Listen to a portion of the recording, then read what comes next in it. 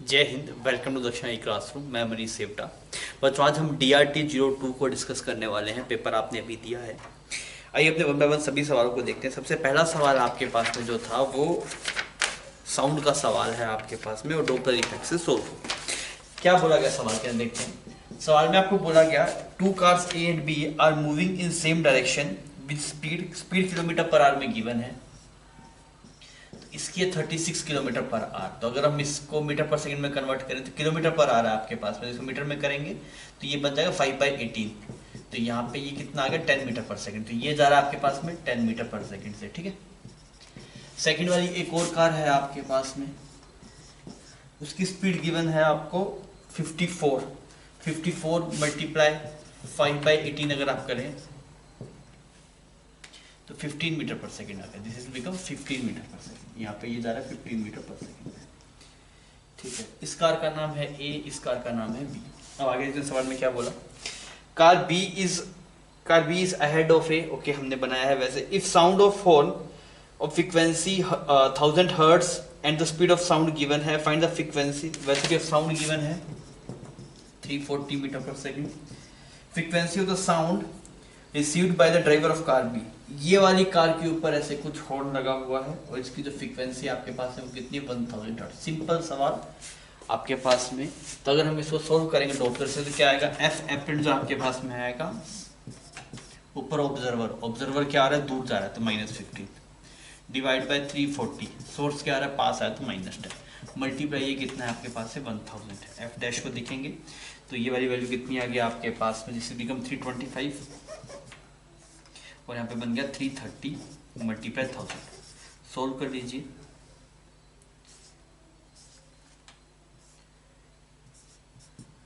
ऐसी वैल्यू आ रही है। इसको जो आप सोल्व करेंगे तो ये रिजल्ट आपके पास में आ जाता है, दैट इज 984.84 हर्ट्ज। आगे आपको सोल्व करना है, सोल्व कर पाएंगे।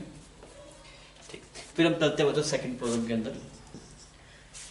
सेकंड प्रॉब्लम में क्या बोल रहा है, a police car moving at 22 metre per second okay chase a motorcycle. The policeman sounds horn at 176 hertz. ठीक है। While the both of them are moving towards stationary siren, एक और साइरन है। Calculate the speed of motorcycle if given that he does not observe any beat. अब देखिए यहाँ पे आपके पास में एक सोर्स है, मतलब जो आपके पास स्टेशनरी है और ये फ्रीक्वेंसी जनरेट कर रहा है 165 हर्ट्ज, 165 हर्ट्ज।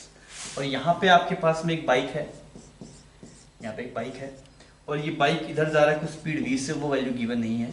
और यहाँ पे आपके पास में पुलिस कार है और ये जो फ्रीक्वेंसी प्रोड्यूस कर रहा है ये कितनी है आपके पास में 176।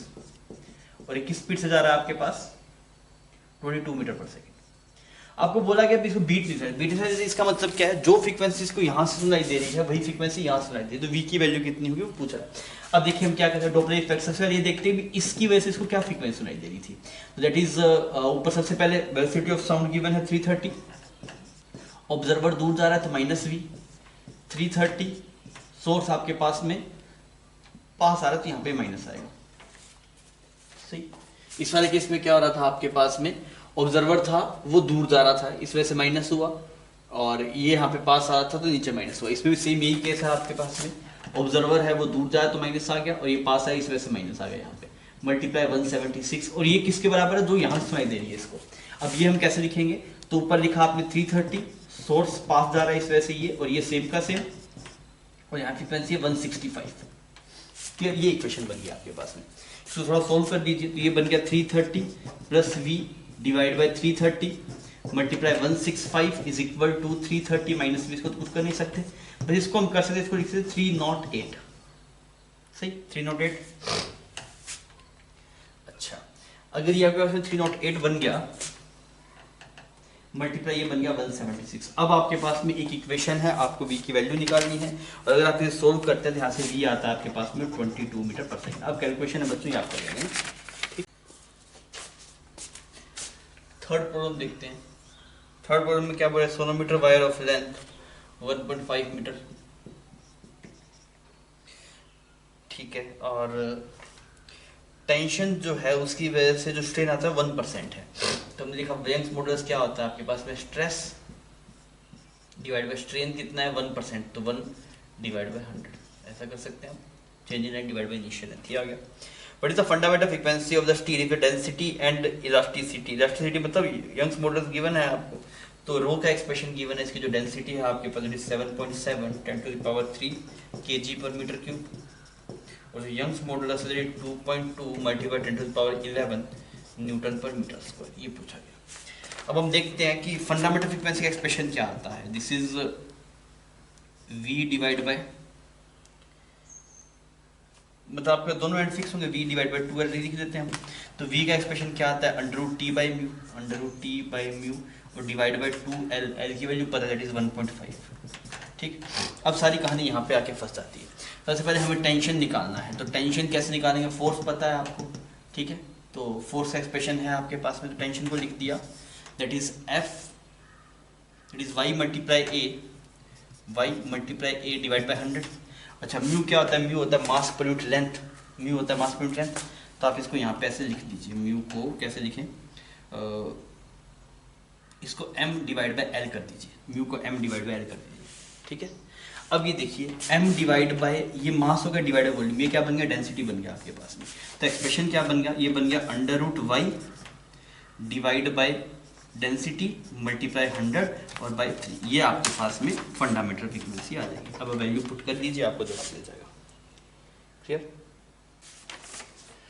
बच्चों, फोर्थ प्रॉब्लम अगर हम देखें तो ये आपके पास रेजोनेंस ट्यूब का सवाल है। इसने बोला a tuning fork frequency n is held near the open end of a tube which is closed at other end and the length of tube is adjusted until the resonance occur if the shortest length that produce resonance is L1 and L2। तो अब पता है resonance tube वाला experiment में close होकर pipe का use होता है, यहाँ पे ट्यूनिंग फोक है आपके पास में।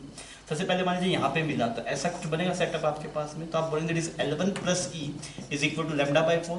दूसरे वाले में अगर आप देखेंगे सेकंड मोड में, तो कुछ ऐसा बनेगा आपके पास में, तो ये लैम्डा बाय 2 लैम्डा बाय 4, तो ये कितना आएगा आपका, that is L2 plus E is equal to 3 lambda by 4। तो यहाँ से अगर हम एंड फ्रैक्शन फैक्टर निकालते हैं तो वो आता है L2 minus 3L1 divide by 2, ऐसा एक्सप्रेशन आता है, ठीक है। अब हमें पता है फ्रीक्वेंसी कुछ n है, इसके हिसाब से v बाय 4 L1 की वैल्यू नेट कितनी हुई, L प्लस E की वैल्यू पुट कर दो, L2 minus L1 divide by 2, ऐसा एक्सप्रेशन बन गया आपके पास में, ठीक है। इसको सोल्व करते हैं तो वेलोसिटी आ गई 4n और यहाँ पे इसको देखेंगे तो ये बन गया L2 minus L1 divide by 2, तो ये यहाँ पे जाके 2 बन गया, तो वेलोसिटी कितना दिया 2n L2 minus L1। Clear, तो फोर्थ ऑप्शन आपके पास मैच कर जाएगा। बस ये है कि आपको एड रिएक्शन फैक्टर कंसीडर करना था, ठीक। प्रॉब्लम नंबर 5 में आपको बोला कि tuning fork gives 4 beat with 50 centimetre length of sonometer wire, okay. अब इससे क्या बोला गया, if the length of wire is shortened by 1 centimetre the number of beat still is same, okay. तो फ्रीक्वेंसी ऑफ ट्यूनिंग फोक कितनी होगी, ये वो पूछना चाह रहा है। तो अगर आपके पास में सबसे पहले यहाँ पे एक वायर बना लेते हैं, इस वायर की लेंथ कितनी है आपके पास है 50 सेंटीमीटर, और यहाँ पे ट्यूनिंग फोक है, इसकी फ्रीक्वेंसी कुछ हमें नहीं पता, F0 बोल दीजिए एक बार के लिए। बीट जो प्रोड्यूस कर रहा है 4 बीट प्रोड्यूस कर रहा है। तो अगर हम इसकी देखें, इसकी फ्रीक्वेंसी कितना आएगा,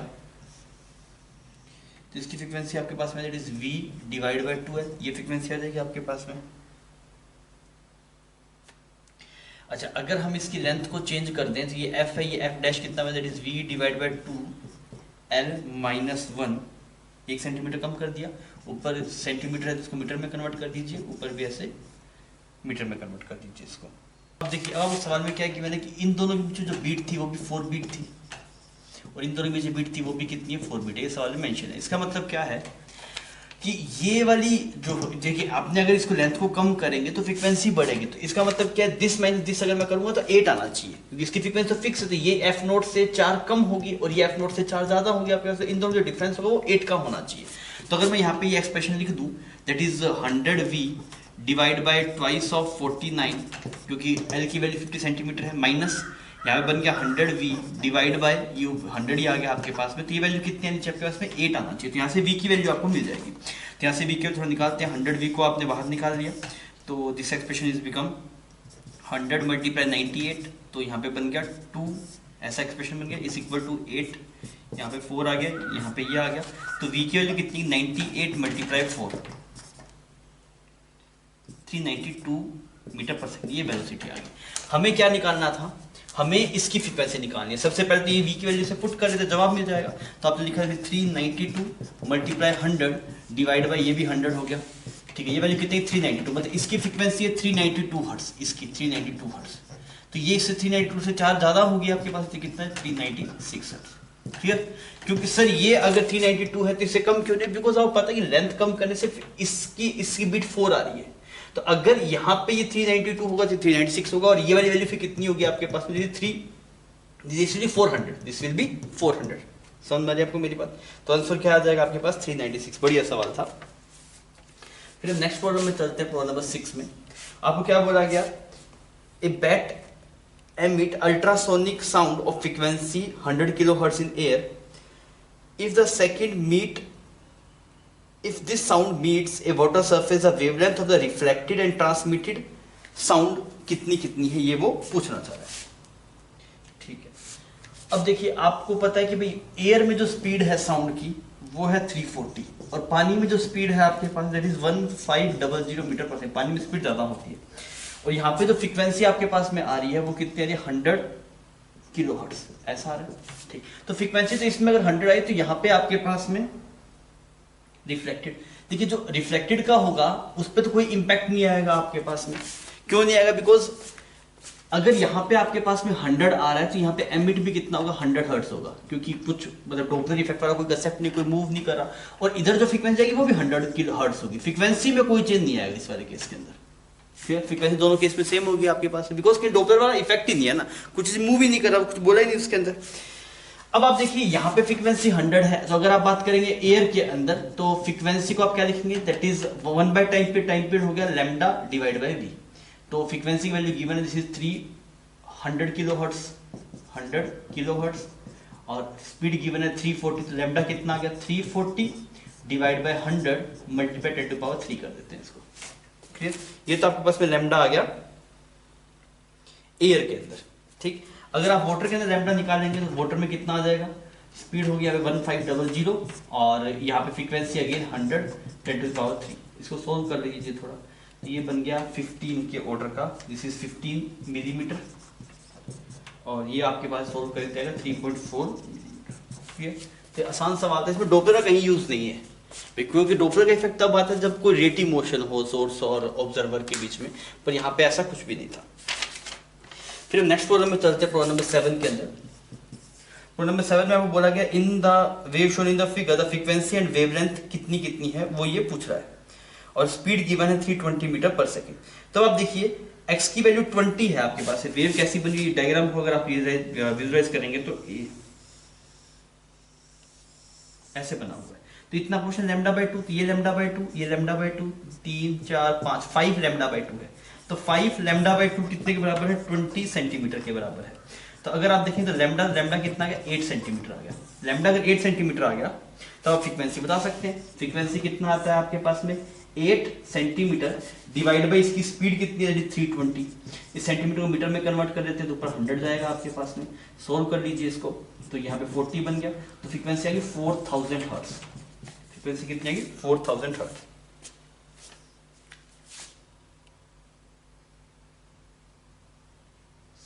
और ठीक है आ गया। और इसके बाद में क्या वेवलेंथ पूछा वो 8 सेंटीमीटर, तो आपका थर्ड ऑप्शन यहाँ पे मैच कर जा रहा है।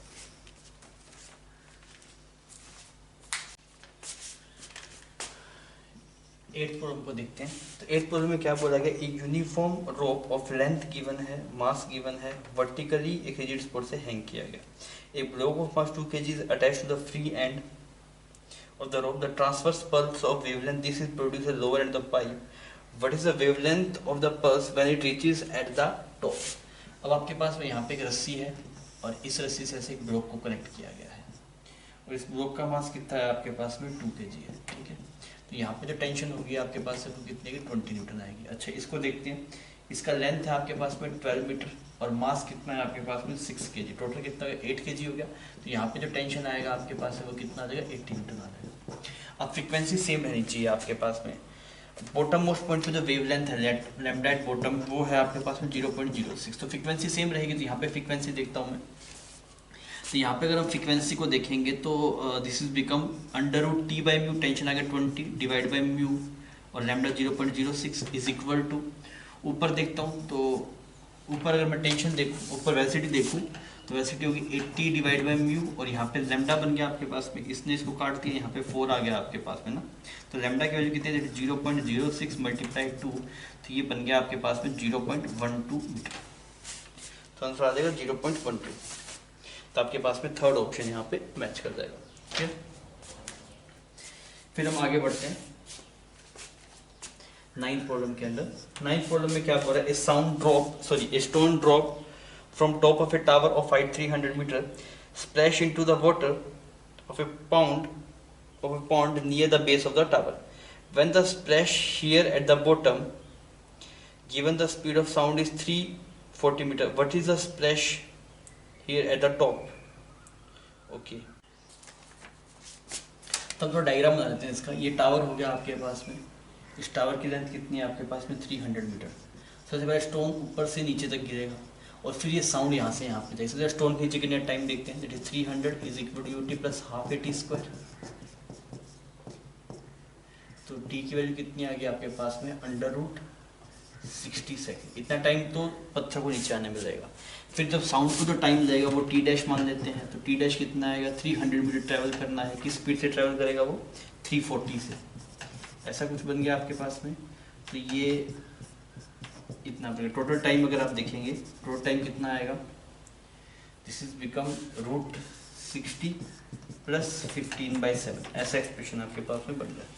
इसको अगर हम सोल्व करने जाते हैं तो ये एक्सप्रेशन आता है 8.707। ठीक है, ये आपके पास आंसर हो जाता है। अगेन सवाल थोड़ा कैलकुलेटिव है पर आप करेंगे तो हो जाएगा, कोई दिक्कत वाली बात नहीं है इसमें।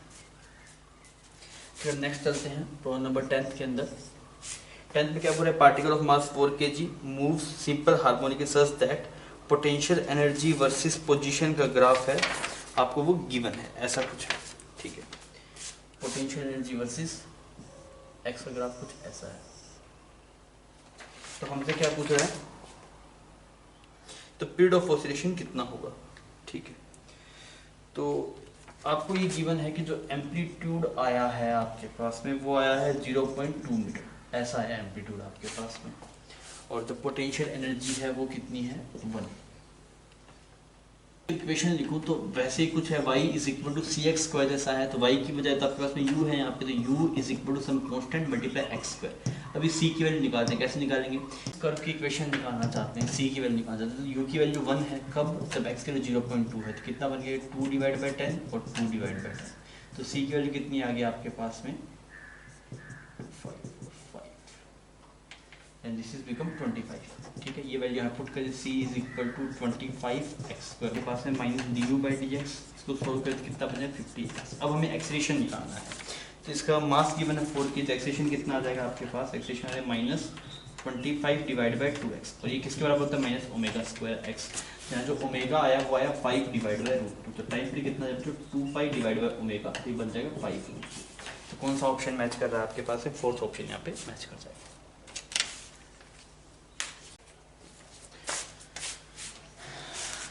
नेक्स्ट हम बात करते हैं प्रॉब्लम नंबर 11 की। तो प्रॉब्लम नंबर 11 में क्या बोल रहा है आपको, a lift is ascending with acceleration g/3, okay, what will the time period of a simple pendulum suspended from its ceiling if the time period in stationary lift is t। तो यार ये तो बहुत सिंपल सवाल है, अगर आपके पास में स्टेशनरी लिफ्ट है तो इसमें जो टाइम पीरियड आता है वो तो t is equal to 2π√L/g। ठीक है, और अगर यही लिफ्ट आपके पास में ऊपर की तरफ जा रही है किस एक्सेलरेशन g/3 से, तो यहाँ पे जो क्या g इफेक्टिव बनेगा आपके पास है वो कितना बनेगा g + g/3, तो कितना आ जाएगा आपके पास, इट इज 4g/3। ठीक, तो टाइम पीरियड कितना आ जाएगा, t is equal to 2π√L/4g/3, ऐसा एक्सप्रेशन बन गया आपके पास में। ठीक है, तो टाइम पीरियड कितना आ गया, दिस इज π√3L/g, ऐसा ये आपका आंसर हो गया। पर हमें टाइम की मतलब इसके फॉर्मेट में पूछा है, इसकी फॉर्मेट में, तो हम क्या करते हैं, √L/g को आप t/2π, तो t डैश जो आपके पास में इज π√3 और √L/g को कैलकुलेट t डिवाइड बाई 2π, तो यहाँ पे पाई से पाई साफ हो गया, t डैश की वैल्यू होगी √3/2t। तो आपके पास में सेकंड ऑप्शन यहाँ पे मैच कर गया। नेक्स्ट हम प्रॉब्लम नंबर 12 की बात करते हैं। प्रॉब्लम नंबर 12 में क्या बोला है, two spring of force motion K1 and K2 are connected to a mass shown in the figure. The frequency of oscillation of mass is F. If K1 and K2 made 4 times the original value, तो frequency कितनी बनेगी? तो अब देखिए यहाँ पे अगर ऐसे करके स्प्रिंग है, फिर यहाँ पे ब्लॉक है, फिर यहाँ पे स्प्रिंग है, तो हम बोलेंगे ये स्प्रिंग पोटेंशियल कुछ K1 है और ये कुछ K2 है आपके पास में, ठीक है। और तो इसका जो ओमेगा होगा वो अंडर रूट के बाय एम होगा, तो K1 प्लस K2 लिखेंगे बिकॉज ये दोनों पैरेलल में माने जाएंगे, ये जो स्प्रिंग है वो पैरेलल में है आपके पास में, तो ये आपके पास में ओमेगा इनिशियल है, ठीक। तो फ्रीक्वेंसी ऑफ ऑसिलेशन इसने बोला, तो अगर फ्रीक्वेंसी देखें तो कितना है, 2 pi divide by omega initial that is under root K1 K2 divide by m, ये हो गया आपके पास में f। अब इसने बोला अगर दोनों की वैल्यू को 4 टाइम्स कर दिया जाए तो यहाँ पे फ्रीक्वेंसी f डैश कितना बन जाए, इसका जस्ट हाफ हो जाए, दैट इज तो आंसर कितना है, f by 2। The frequency of oscillation कितनी बन जाएगी अब आपके पास में, फ्रीक्वेंसी था that is is time period ना, दिस इज टाइम पीरियड, तो इसका जस्ट उल्टा होगा, फ्रीक्वेंसी इसका जस्ट उल्टा होगा, this omega divide by 2 pi time period है, दिस इज 2 पाई और ऐसे ओमेगा बनेगा। तो इनिशियल वाले टर्म में जो एक्सप्रेशन है that is under root K1 K2 divide by 2 pi m, ऐसा एक्सप्रेशन है रूट में। और अगर आप f डैश देखेंगे तो यहाँ बनेगा 2 अंडर रूट K1 K2 और this is 2 pi root m, तो इसका जस्ट डबल हो गया, तो क्या आंसर है 2f, इसका आंसर हो जाएगा। तो फोर्थ ऑप्शन आपके पास मैच कर जाएगा। फिर हम चलते हैं 13th प्रॉब्लम के अंदर। 13th प्रॉब्लम में क्या बोल रहा है, ए particle of mass this executing SHM with amplitude this, when the particle passes through the mean position it's kinetic energy इतनी है, इनिशियल फेज ऑफ ऑसिलेशन इतना है, तो इक्वेशन क्या होगा आपके पास में। तो इक्वेशन का जो जनरल एक्सप्रेशन बनता है y is equal to a sin omega t plus five, ऐसा बनता है एक्सप्रेशन, ठीक है। एम्पलीट्यूड आपको गिवन है क्या सवाल के अंदर, एम्पलीट्यूड गिवन है 0.1, तो आपने a की वैल्यू तो पुट कर दी 0.1, ये साइन का साइन लिख दिया। ओमेगा कैसे लिखना पड़ेगा, ओमेगा के लिए हमें ओमेगा की वैल्यू निकालनी पड़ेगी, देखते हैं कैसे निकाल सकते हैं। When particle passes through the mean position it's kinetic energy इतनी, तो मैं क्या लिखूंगा half m a square omega square, तो यही आती है मीन पोजीशन पे, और इसकी वैल्यू कितनी है 8 मल्टीप्लाई 10 टू द पावर -3, ठीक है। अब m की वैल्यू पुट करना है 0.1, तो यहाँ बन गया a स्क्वायर ओमेगा स्क्वायर और this is 20 is equal to 8 multiply 10 to the power 3, तो a स्क्वायर ओमेगा स्क्वायर की वैल्यू कितनी आ गई आपके पास, this is become 8 16 multiply 10 to power 2, 16 multiply 10 to power -2, a की वैल्यू कितनी है 0.1, तो ओमेगा स्क्वायर कितना आ गया 100 आ गया आपके पास, तो 16 आ गया, तो ओमेगा कितना आ गया 4 आ गया, तो a की वैल्यू कितने की 4 आएगी आपके पास, फिर आपने पुट कर दिया 40 और प्लस इनिशियल फेज आपको सवाल में गिवन ही है दैट इज पाई बाय 4, तो ये आपके पास में जवाब हो जाएगा। तो हम बोलेंगे इक्वेशन आपके पास में थर्ड इक्वेशन आपकी यहाँ पे मैच कर रही है, ठीक।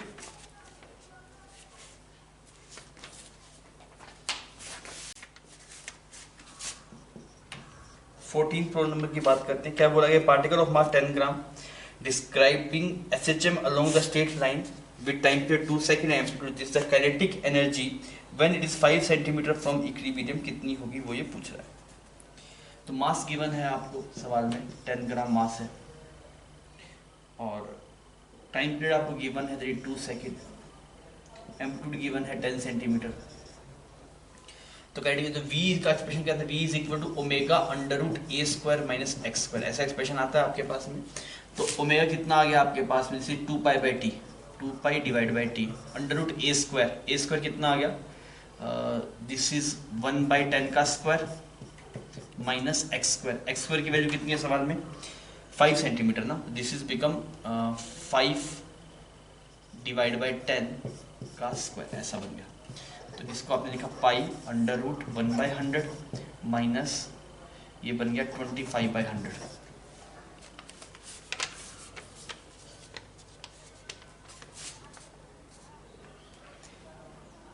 ये यहाँ पे 100 आएगा ना आपके पास में, दिस इज बिकम 200 1 बाई 400, ऐसा एक्सप्रेशन मिल गया। तो v कितना आ गया बच्चों, pi under root 300 divide by 400 multiply 100, तो इसने इसको उड़ा दिया, तो v की वैल्यू आपके पास में आ गई that is pi divide by 20 root 3, ये वेलोसिटी आ गई।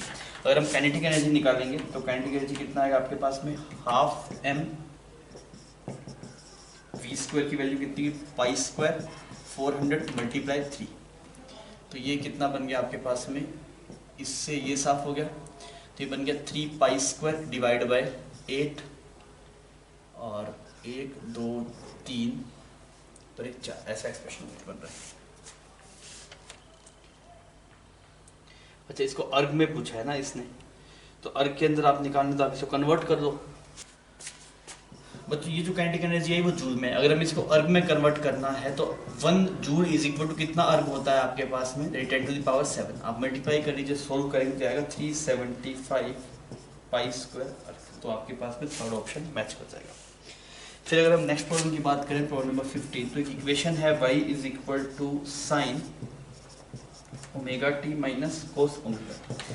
तो इन दो इसको अगर हम सोल्व करें, बता आपके पास भी साइन ए माइनस कोस बी का एक्सप्रेशन है, अगर आप इसको ऐड करते हैं तो ये एक्सप्रेशन कुछ ऐसा बनेगा, y is equal to √2 sine omega T minus pi by 4। इसका रिजल्टेंट निकाल लिया, और एक बार रिजल्टेंट निकाल लिया तो आपको इसका एम्पलीट्यूड पता लग गया, और आपको इसका एम्पलीट्यूड चाहिए था और ओमेगा चाहिए था, टाइम पीरियड चाहिए, दोनों चीज़ें आपको मिल जाएगी। तो अगर हम इसमें आंसर देखेंगे तो टाइम पीरियड होगा 2 पाई बाय ओमेगा, ठीक है, और एम्पलीट्यूड होगा √2, तो आपके पास में कौन सा ऑप्शन मैच कर जाएगा, सेकंड ऑप्शन यहाँ पे मैच कर जाएगा। फिर हम नेक्स्ट चलते हैं प्रॉब्लम नंबर 16 के अंदर। प्रॉब्लम नंबर 16 की बात करते क्या बोला गया, which of the following does not hold in SHM the work done in one complete oscillation is 0। ये बात तो सही है यार, क्योंकि इनिशियल जिस पॉइंट शुरू होता है फाइनली वहीं पे आ जाता है, सेम वेलोसिटी सब चीज़ सेम होती है, तो वर्क डन तो नहीं होगा। Energy converted continuously from potential to kinetic and vice versa, ये वाली बात भी सही है, इसमें भी गलती नहीं है। Acceleration is maximum at mean position, ये बात गलत है। एक्सेलेरेशन कहाँ पे मैक्सिमम होता है, एक्सट्रीम पोजीशन पे, इस वजह से आपके पास में थर्ड ऑप्शन करेक्ट हो गया। Velocity maximum at mean position सही बात है, तो आप बोलते थर्ड ऑप्शन इसमें, तो इसे पूछा गलत कौन सा है, तो गलत थर्ड वाला आपके पास में गलत हो जाएगा। नेक्स्ट हम चलते हैं प्रॉब्लम नंबर 17 पे। 17 में बोला था efficiency of a Carnot cycle is 1/6 the law by lowering the temperature of sink by 65 degree kelvin it increases to 1/3 the temperature of source and sink will be. देखिए आपके पास में ऐसा कुछ रहता है, यहाँ पे कुछ टेम्परेचर ऑफ सोर्स है और यहाँ पे कुछ टेम्परेचर ऑफ इसको T0 बोल देते हैं, और यहाँ पे सिंक का टेम्परेचर कुछ T, और यहाँ पे इंजन है आपके पास में कुछ हीट ले रहा है, यहाँ पे ले रहा है, यहाँ पे कुछ वर्क कर रहा है। तो हम बोलते हैं कि यहाँ से कुछ Q1 लिया और यहाँ पे कुछ इससे Q2 रिजेक्ट किया, तो हम एफिशिएंसी होती है work done divide by heat separate, ऐसा एक्सप्रेशन आता है। और वर्क डन को आप लिख सकते हैं Q1 minus Q2 divide by Q2, और ये सब टेम्परेचर के प्रोपोर्शनल रहता है आपके पास में। तो आप बोलते हैं कि efficiency is equal to T0 minus T1 divide by T0। अच्छा, ये एफिशिएंसी कितनी है, 1/6 है आपके पास में। अब इसने क्या बोला, by lowering the temperature of sink by 65 kelvin, तो ये बनेगा T0 माइनस T1 माइनस 65, तो प्लस 65 हो जाएगा यहाँ पे, क्योंकि ये माइनस ब्रैकेट में आता है ना, T1 माइनस 65, तो प्लस हो जाएगा डिवाइड बाय T0। ये एक्सप्रेशन कितना बन गया, इसकी वैल्यू जो आपके पास में आती है दिस इज बिकम 1/3। अब हमें क्या बताना है, T0 और T1 की वैल्यू बतानी है, कुछ नहीं, आप इक्वेशन सोल्व कर दीजिए। तो यहाँ से ऊपर से देखा जाए T0 6T0 minus 6T1 is equal to T0, तो यहाँ पे T0 इस तरफ आ जाएगा आपके पास में, तो ये बन गया 5T0, this is become 5T0, तो 5T0 is equal to 61 is equal to 0, तो T0 की वैल्यू आ गई 6T1 डिवाइड बाय 5।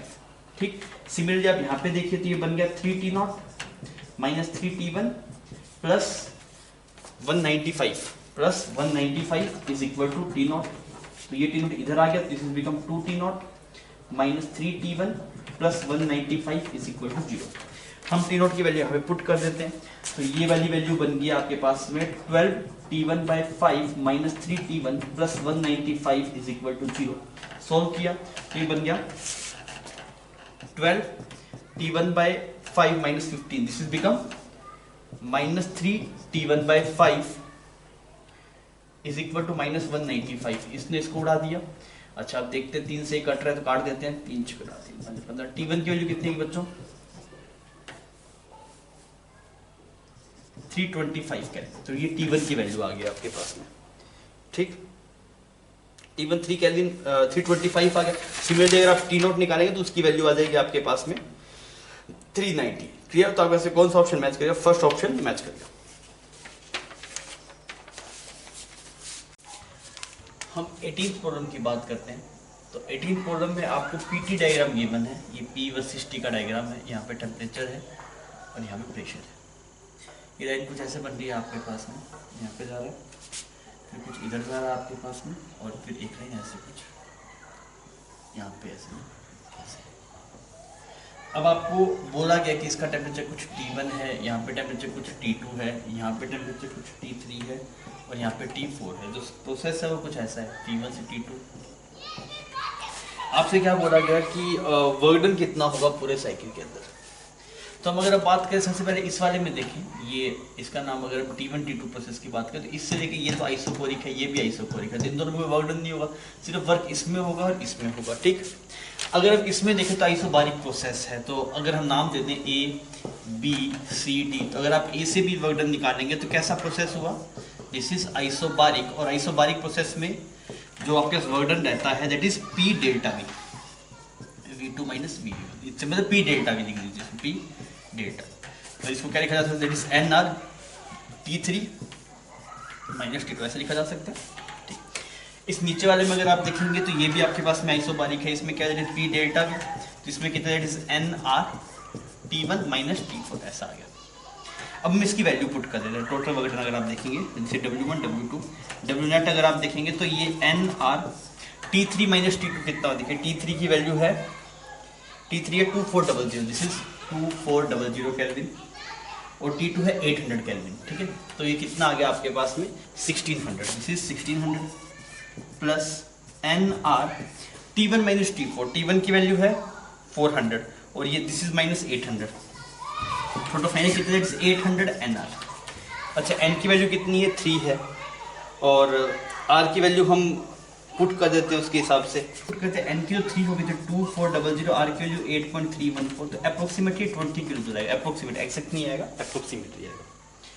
ठीक है, फिर हम चलते हैं प्रॉब्लम नंबर 19 के अंदर। प्रॉब्लम नंबर 19 आपको बताया गया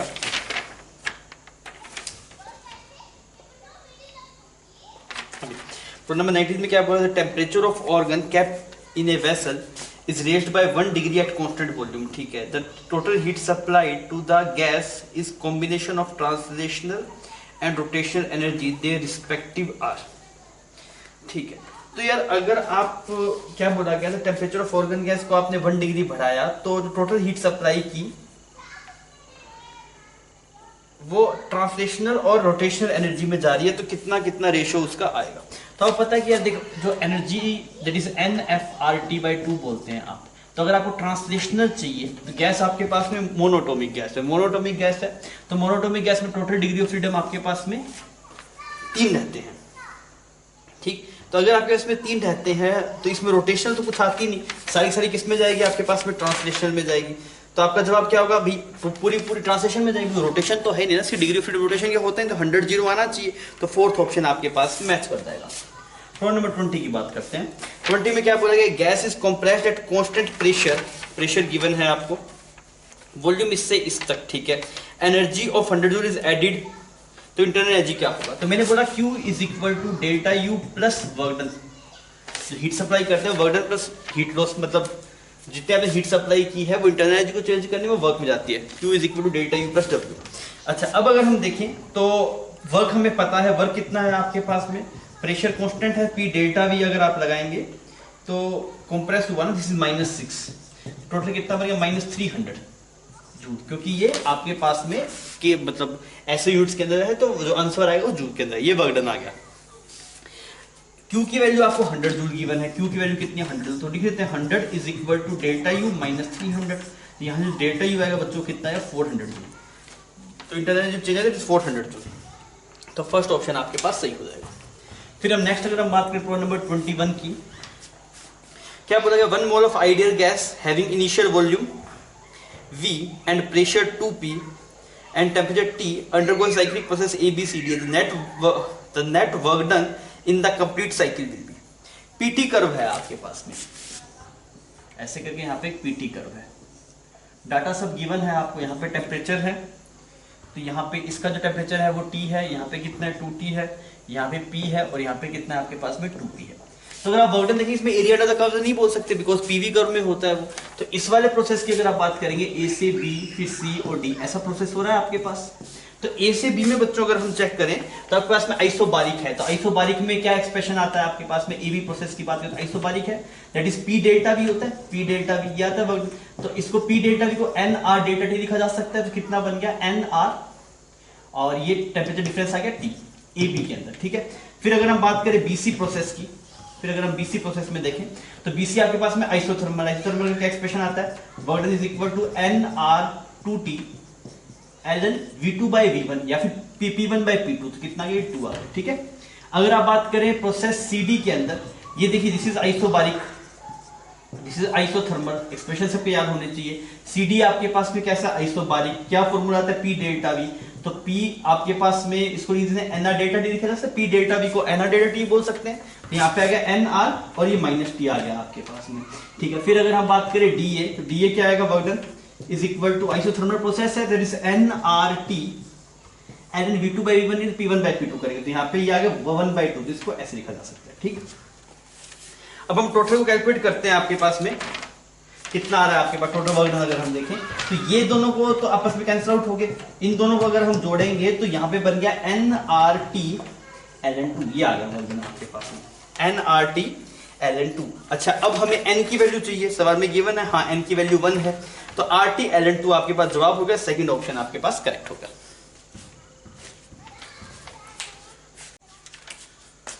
22 प्रॉब्लम की बात करते हैं। सवाल है, बोला गया था expression of total energy of 1 mole of diatomic gases, तो expression of the total energy का दैट इज NFRT/2, n की वैल्यू कितनी होगी, 1 होगी।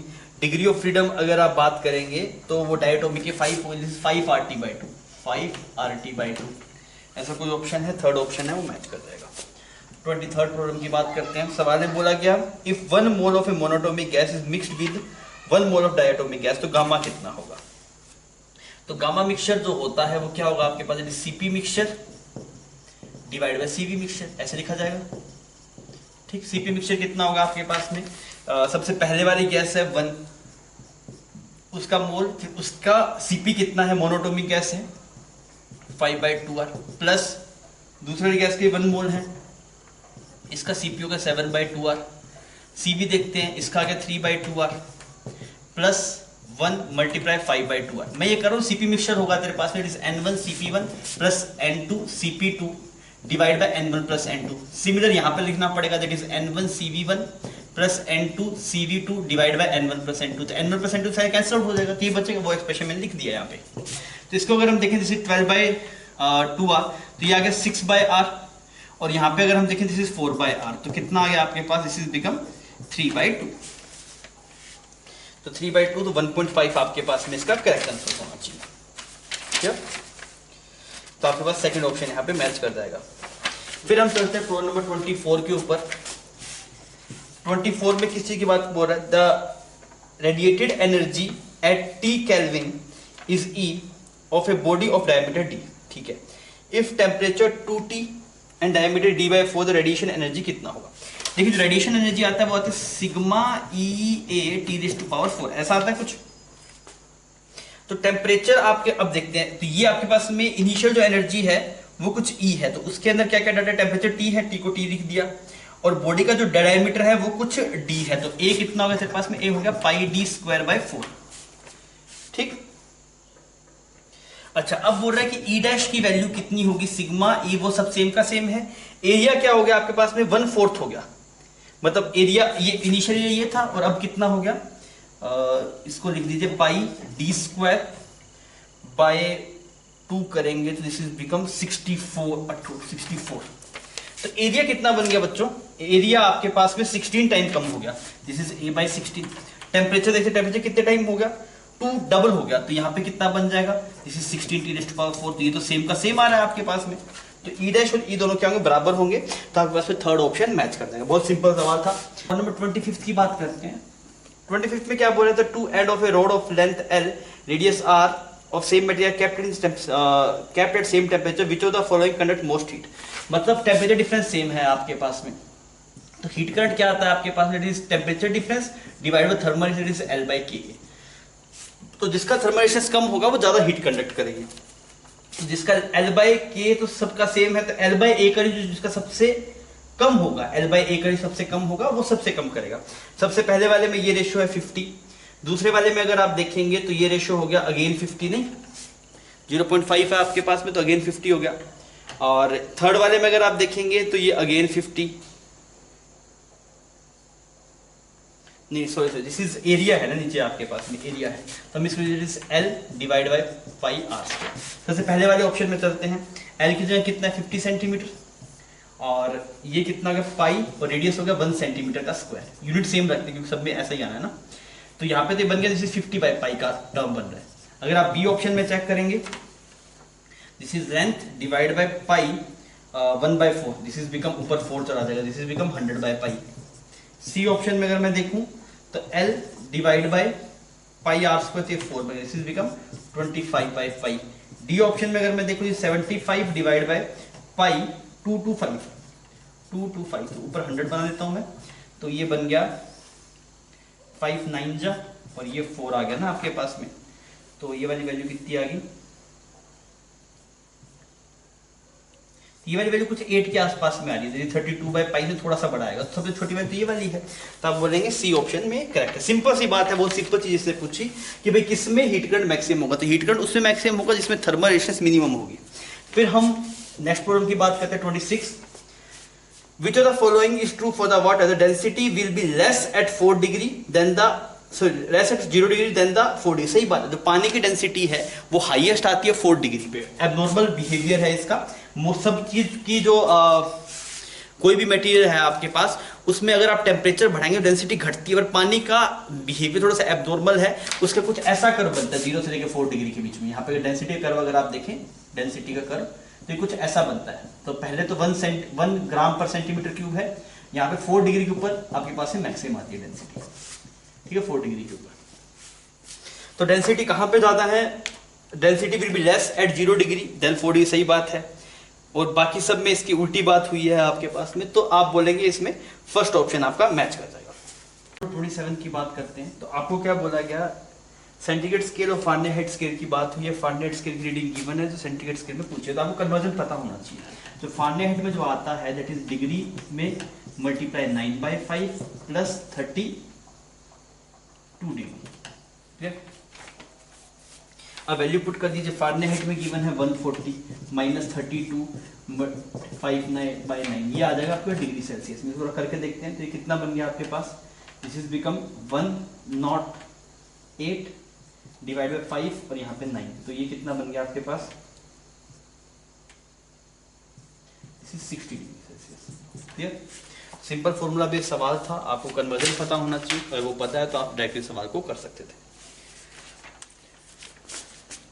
प्रॉब्लम नंबर 28 की बात करते हैं। आपको बोला गया कि एक सोप बबल है, उसका डाया गिवन है, एक्स्ट्रा प्रेशर है उसमें 2 बार, तो आप क्या बोलेंगे, सोप बबल में एक्स्ट्रा प्रेशर है 40/R और वो 2 बार के है, तो बार को अगर आप पास्कल में कन्वर्ट करें तो 1 बार इज इक्वल टू 10⁵, तो 4T।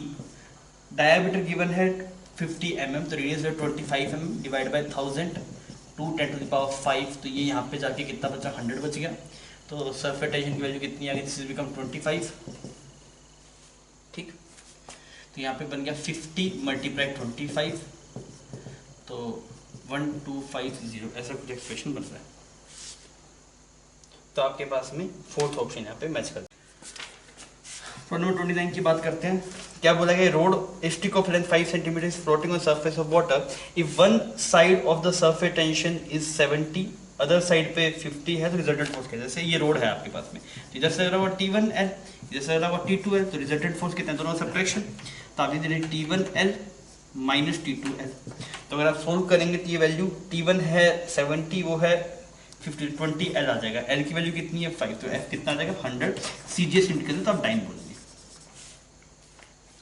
क्लियर। 30th प्रॉब्लम बोला गया, एक syringe containing water is held horizontally at a height 1.25 metre from ground। Piston का डायमीटर गिवन है नोजल के कंपैरिजन में, और स्पीड ऑफ पिस्टन इतना है, तो हॉरिजॉन्टल रेंज कितना हो। देखिए अगर ऐसे करके कुछ सेटअप है आपके पास में, और ये कितनी हाइट नीचे आना है 1.25 मीटर, तो सर देखिए नीचे आने में कितना टाइम लगेगा, बिकॉज ऐसा कुछ होगा आपके पास में, तो ये प्रोजेक्टेड मोशन जैसा है।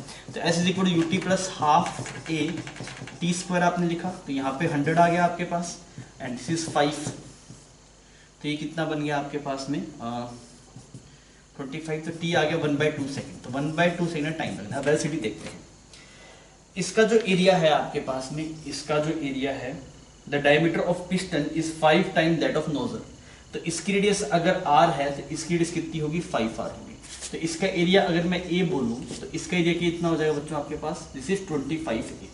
तो a1 b1 a2 b2 का 25a और वेलोसिटी कितनी है 20 सेंटीमीटर पर सेकेंड, ठीक है, is equal to a multiply यहाँ से v निकालते हैं तो v की वैल्यू कितनी आ गई आपके पास, it is 500 centimetre per second.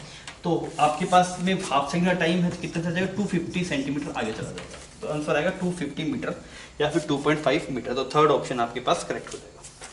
Next problem is problem number 31।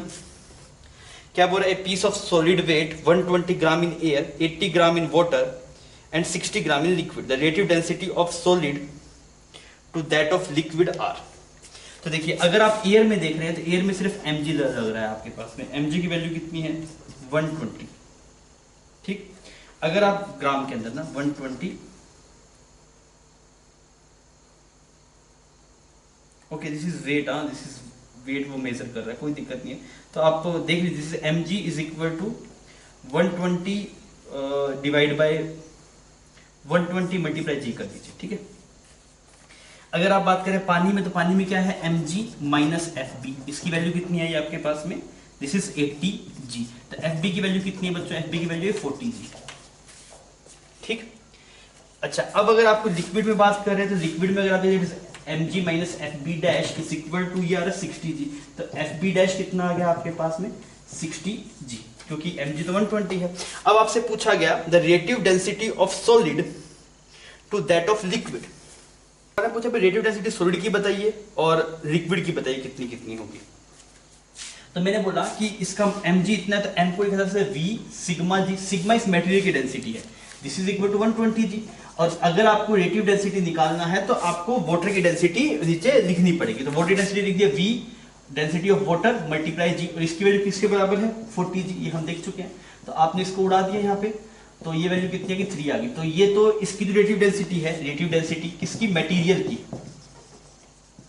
वो कितना आ गया बच्चों 3 आ गया। अच्छा अब अगर हम बात करें इस वाले केस के अंदर कि लिक्विड कितनी होगी, तो हमने लिखा v rho of liquid multiply g, rho of water multiply g, इसकी वैल्यू कितनी है 60 और इसकी वैल्यू कितनी है 40। अगर आप इसको सॉल्व करें, rho of liquid divide by rho of water, this value भी टर्न्स आउट टू बी 3/2। तो एक है 3 और एक है 3/2, तो आपके पास में थर्ड ऑप्शन यहाँ पे मैच कर जाएगा।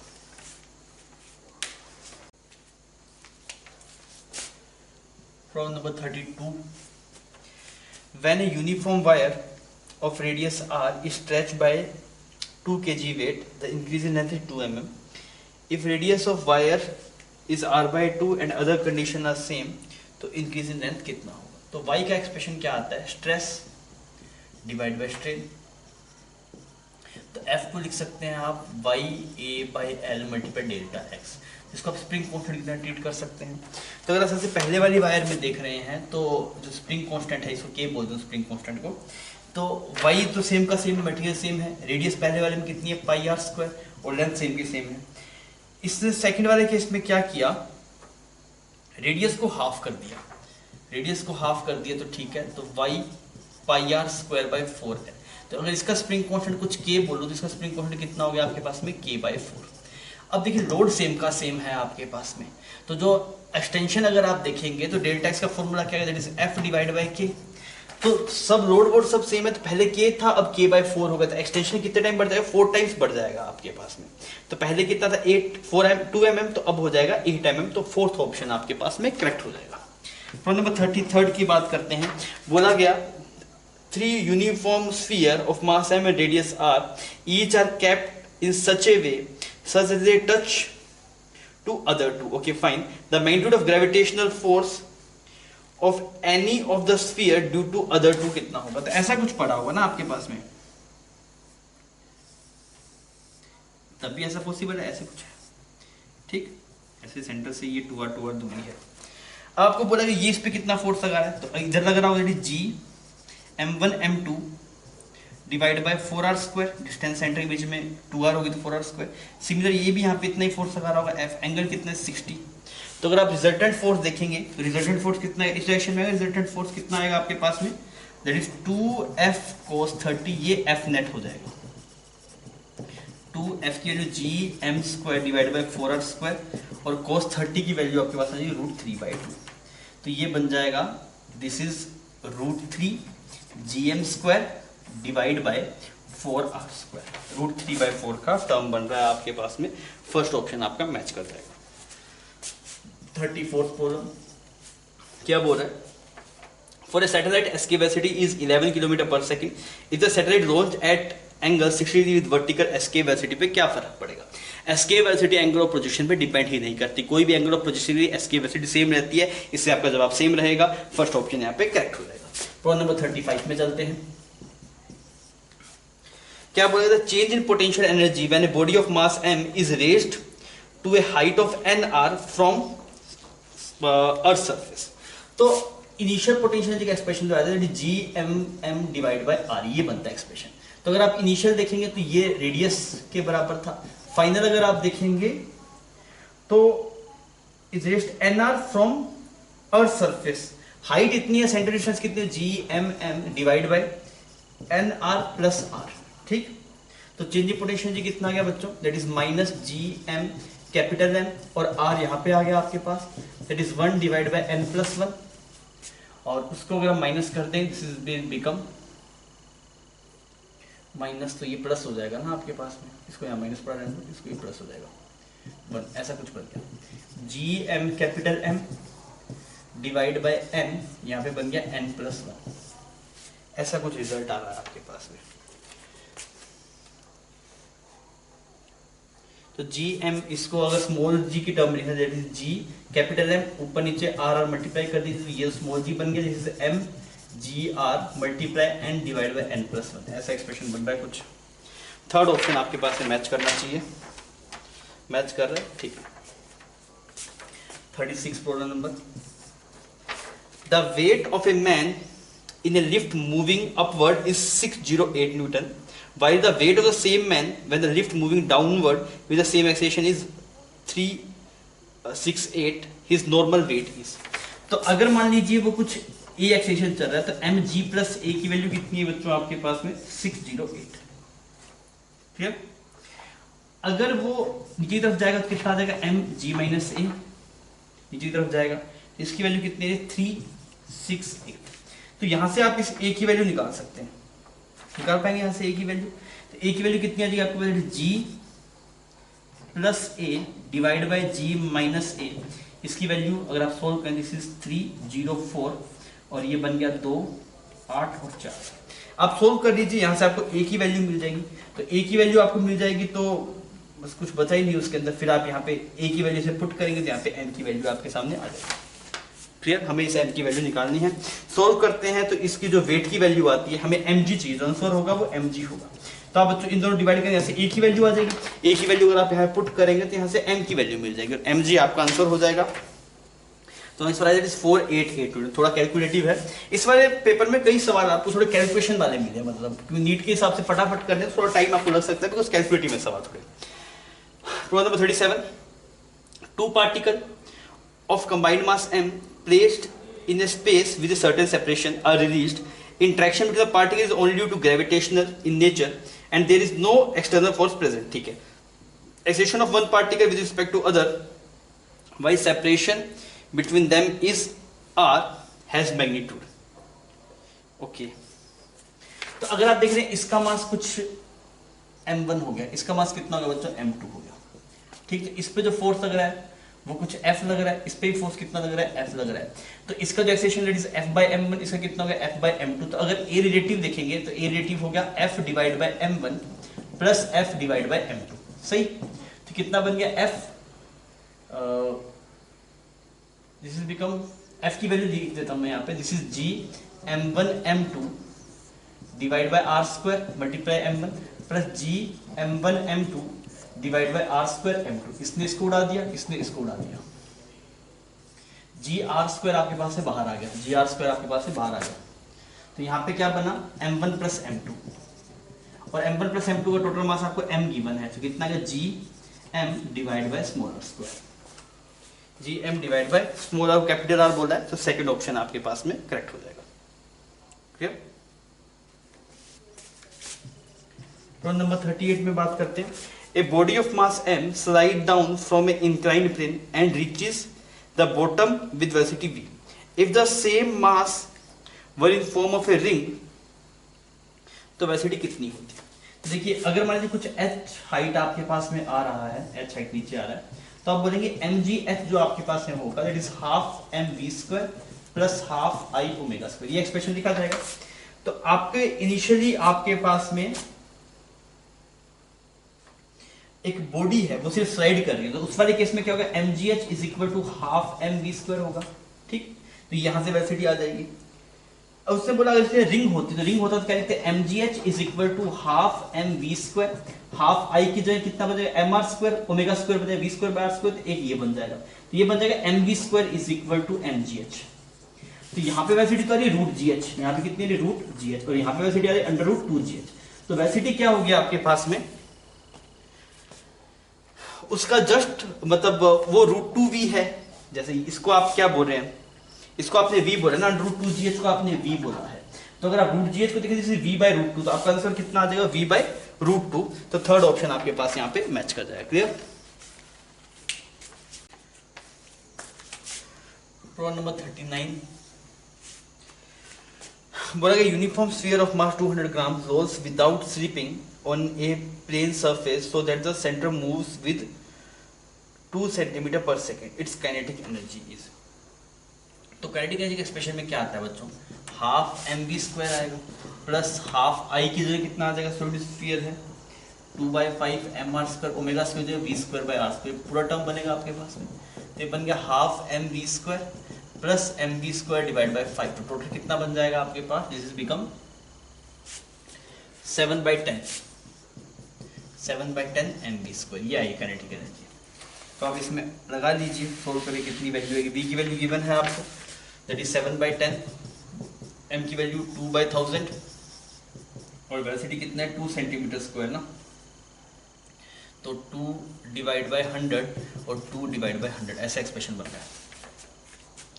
तो इससे इसको उड़ा दिया आपने और यहाँ पे बन गया 4 8 56 मल्टीप्लाई 10 टू द पावर 3 तो 5 10 टू पावर -6 ऐसा आ रहा है आपके पास. तो इससे 5.6 लिखा हुआ है, तो फर्स्ट ऑप्शन आपके पास है मैच कर जाएगा. नेक्स्ट प्रॉब्लम है हमारे अब हाँ that is problem number 40. Next problem जो हम करेंगे बोला गया if angular momentum of A rotating body is increased by 200%, तो काइनेटिक एनर्जी कितना बढ़ेगा. तो आई ओमेगा होता है, आई ओमेगा पहले कुछ एल था आपके पास में ना, और 200% इंक्रीज कर दिया आपने. 200% इंक्रीज कर दिया मतलब फाइनली कुछ आपके पास में 3 टाइम्स बन गया. तो ये आई ओमेगा डैश कितना बन गया 3l बन गया. तो ओमेगा की वैल्यू कितनी है, यहाँ से अगर मैं ओमेगा डैश और ओमेगा में कंपेयर करूँ, दिस इज 1/3, तो ओमेगा डैश आ गया 3 ओमेगा. तो ओमेगा आपने 3 टाइम्स इंक्रीज कर दिया. तो काइनेटिक एनर्जी पहले थी half I omega square. Final kinetic energy बच्चों अगर आप देखेंगे तो आई तो सेम का सेम है और ओमेगा कितना वो 3 टाइम्स होगा, तो ये बन जाएगा 9 ओमेगा स्क्वायर. तो काइनेटिक एनर्जी आपके पास में 9 टाइम्स इंक्रीज हो जानी चाहिए. तो 9 टाइम्स इंक्रीज हो जानी चाहिए. तो बाय इसका मतलब क्या है कि 800% इंक्रीज हो जाएगा आपके, तब जाके मतलब 9 टाइम्स होगा ना, मतलब 8 टाइम्स इंक्रीज हो गया, ये ऐसे बोल सकते हैं आप. तो इस वजह से आपके पास जो आंसर रहेगा दैट इज 800%. सेकेंड ऑप्शन आपका मैच करेगा. प्रॉब्लम नंबर 41 देखते हैं.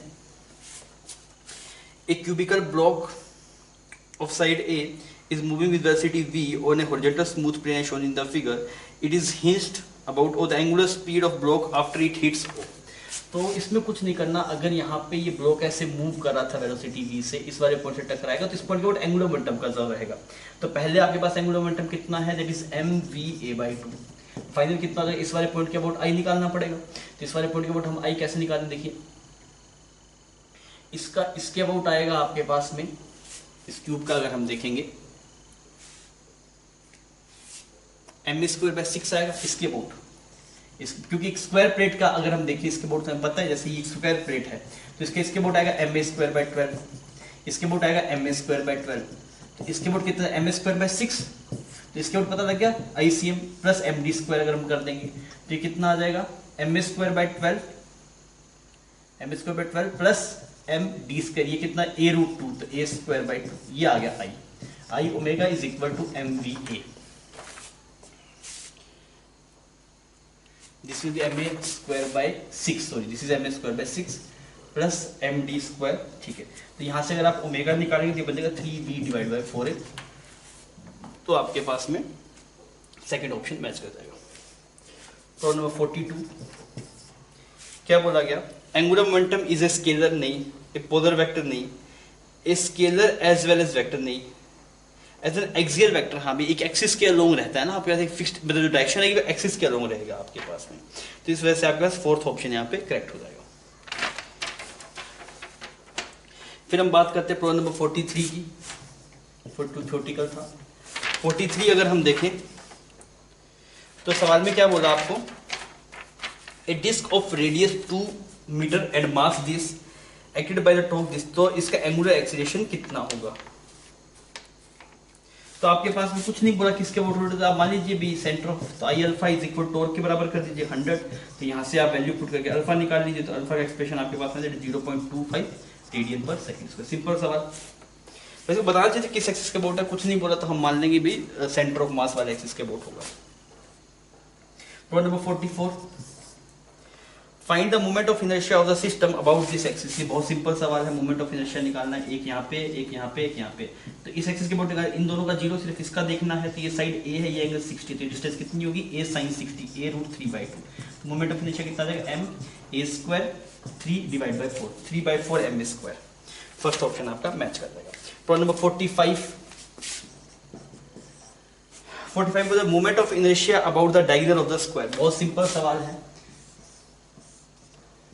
डायगोनल के अबाउट निकालेंगे तो इन इसके अबाउट निकालेंगे, इसका जीरो हो गया, सिर्फ इसका निकालना है, तो ये डिस्टेंस कितनी है, ये देखिए, ये साइड a है, ये वाला एंगल 90 हो गया, ये वाला एंगल 45, देखिए कितना आ गया a/√2, तो आप कहेंगे that is m a square by 2, उसका भी इतना आ जाएगा, तो मल्टीप्लाई 2 हो जाएगा, तो आंसर कितना आ जाएगा m a स्क्वायर, तो आपके पास में सेकंड ऑप्शन मैच कर जाएगा। ठीक है बच्चों, इसी साथ में पेपर खत्म होता है।